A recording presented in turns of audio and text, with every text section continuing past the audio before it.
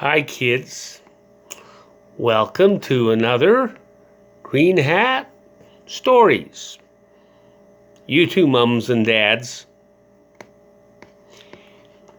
Well, this story is called The Warrior Child.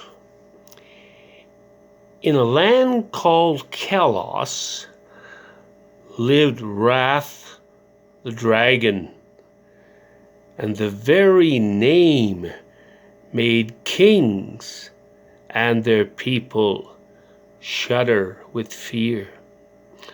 Wrath the dragon would visit any kingdom he chose, eat its king, and then sleep for 20 years. Once in a while, some brave king would send his army to kill the giant, but Wrath would simply breathe fire on them and gobble them up like so many pieces of burnt toast. Yet, no matter how many private soldiers, generals, and civilians Wrath ate, he simply could not sleep until he tasted the blood of a king again. Now today was Wrath's 700th birthday, and he had just decided on a king to eat for his birthday dinner. Now while Wrath was making plans to visit this king, the king himself was sitting sadly on his throne with his little daughter on his lap. The name of the little princess was Golden Eyes, and when she saw her father's tears, she spoke softly to him. "Father, is that evil dragon making you unhappy again?" Yes, my little one," said the king. "Wrath has killed all my sons and daughters except you. If ever I was to lose you, little Golden Eyes, I could live no longer." Little Golden Eyes hugged her daddy, and after a while, the king arose and looked out the window at his great kingdom. At just that time, a great shadow blocked out the light from the very sun itself. It was the shadow of Wrath the dragon. Wrath was coming. From the distance, the dragon looked like a monstrous bird perching on the castle walls until the castle walls began to crumble under its weight.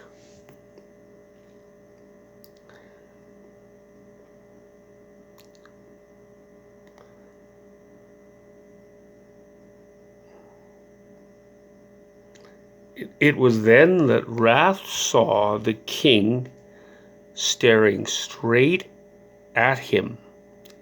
In panic, the king drew his sword as he watched the dragon fly towards him like a flying forest fire, breathing fire. The poor king had no chance. Quick as the clap of a hand, Wrath had the king between his jaws and was off to his mountain home with his birthday dinner. Well, as the little princess watched her own daddy, disappear in the sky, she decided in her heart that someday she would be the one to kill Wrath. Therefore, by her 15th birthday, The child queen had become the finest sword fighter in the land. So great was her fame and skill that sometimes she was called the warrior queen, and sometimes, because of her youth, the warrior child. And so on her 15th birthday, the little warrior child said goodbye to her people and set out alone on the journey to Blood Mountain, the home of the evil dragon. Now, the way to Blood Mountain lay through a terrible desert, and after many weeks in the hot sun, the warrior child had only a little water in her leather water skins. It was soon after realizing this that Goldeneye, the name, of course, of our warrior princess, almost stepped on top of a wounded vulture, moaning in the heat of the sun. "Oh, child, give Oogly water. Give to Oogly," pleaded the vulture. Oh, poor bird, said the kind princess. "Your wing is bleeding." "Oh, yes, said Oogly. "Yeah, but my wing soon better. Just give Oogly water. Give to Oogly, sweet little girl."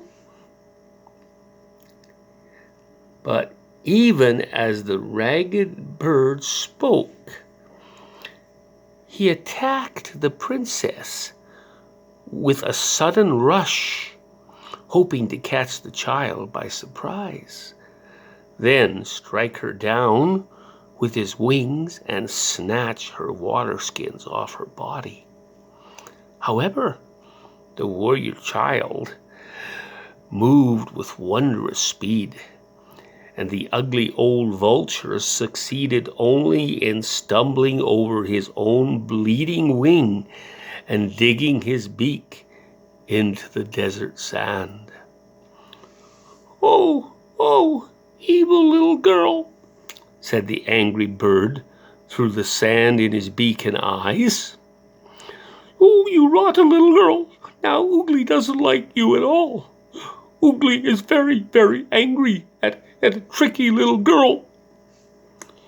"You should not have tried to steal my water skin, silly vulture. If only you had asked me nicely, I would have given you all you need. Now, though, goodbye, you silly bird." When Oogly heard this, he began to spit, scream, and wail.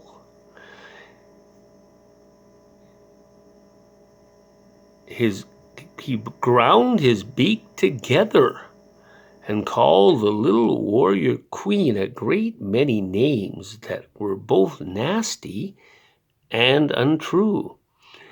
However, when Oogly saw that the warrior child was simply ignoring him and walking away, the scruffy old vulture became very afraid and began to cry real tears.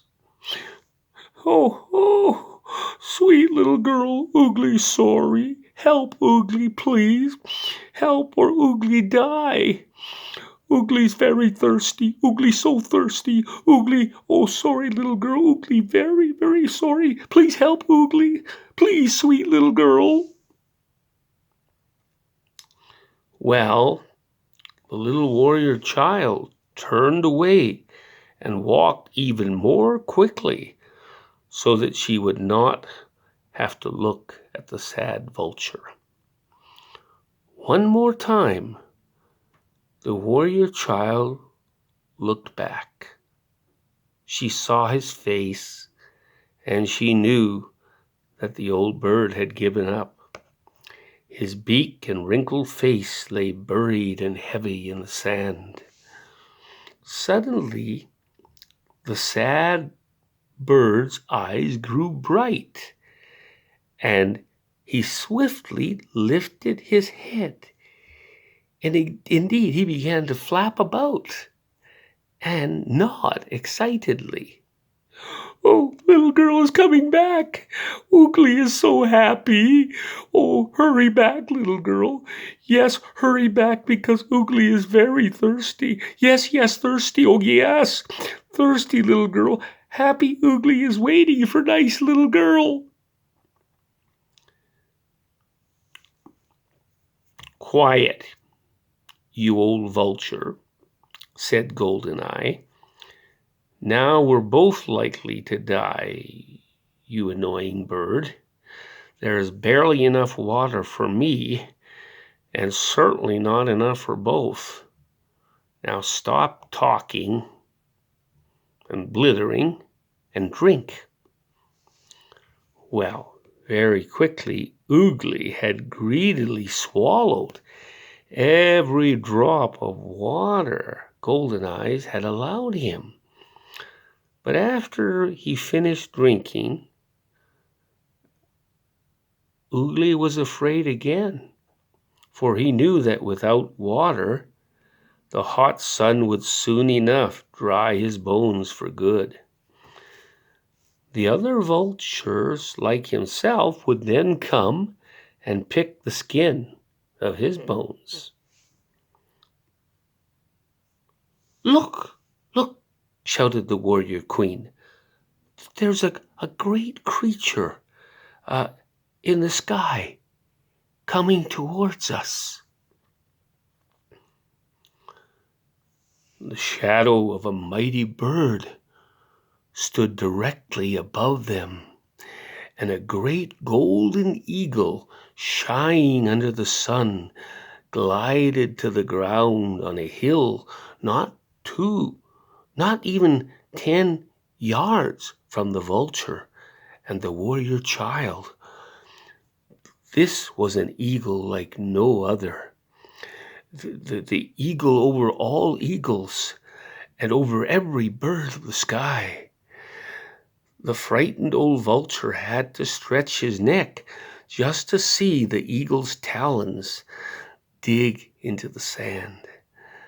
They were talons like giant wooden spikes, thick as oak and tall like mountain pine.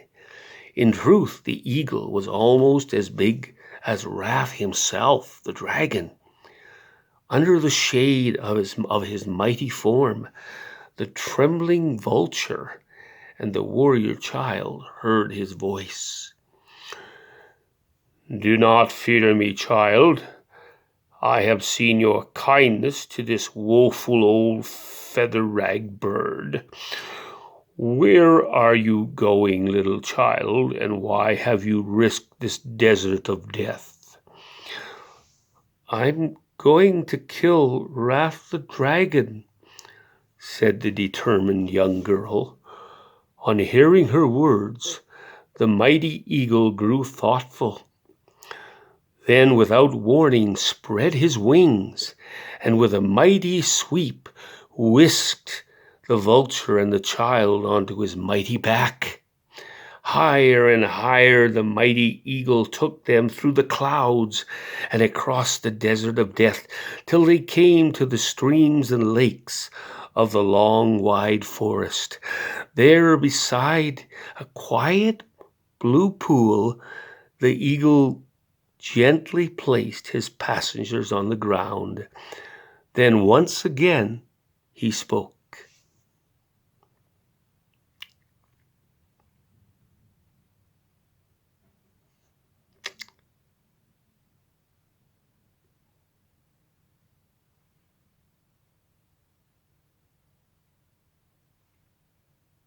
Now, little warrior, I must go for a time, but I will return to help you fight Wrath, for Wrath is my greatest enemy, and his evil has already lived too long. It was then the old vulture finally gained the courage to speak to the mighty bird. Oh, very big bird, your majesty, sir. How can evil dragon be killed? He even is larger than you. Yes, larger than you, respectful sir." "Yes, vulture, you are right," thundered the eagle, "but we will do what we can."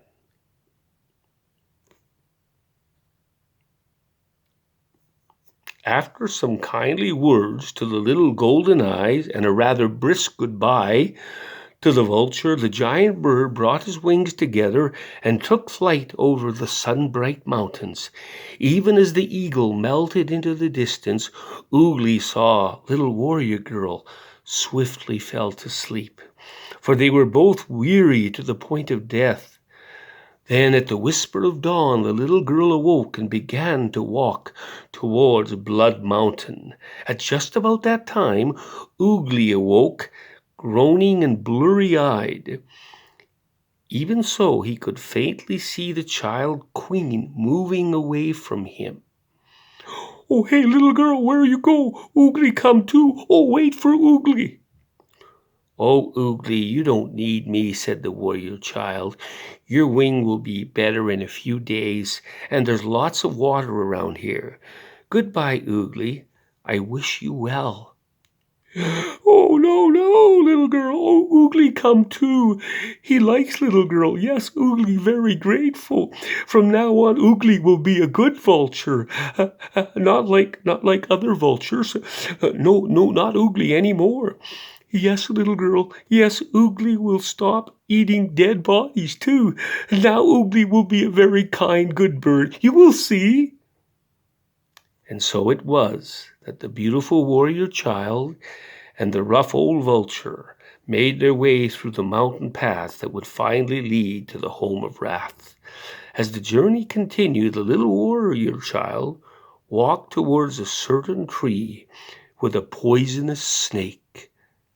Ah, we are about to meet Lengthy Mouth, but now it's time for a pause in our story.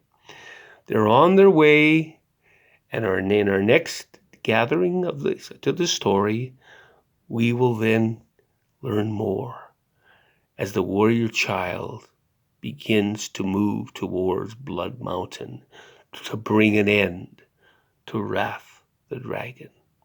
This has been the first part of the story.